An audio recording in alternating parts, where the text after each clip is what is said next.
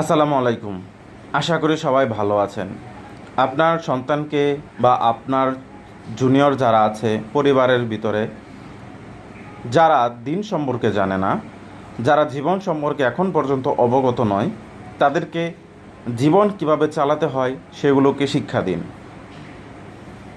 কিভাবে হতাশা থেকে বেরিয়ে আসতে হয়, কিভাবে পড়ে গেলে উঠে দাঁড়াতে হয়, কার সাথে সম্পর্ক করতে হয়, কিভাবে সম্পর্ক বজায় রাখতে হয়, কিভাবে সম্পর্ক ধরে রাখতে হয়, এগুলোকে শিক্ষা দিন।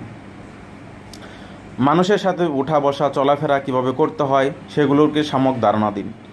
কেউ বিপদে এগিয়ে আসবে, কে বিপদে এগিয়ে আসবে না, সেগুলোকে তাদেরকে ধারণা দিন।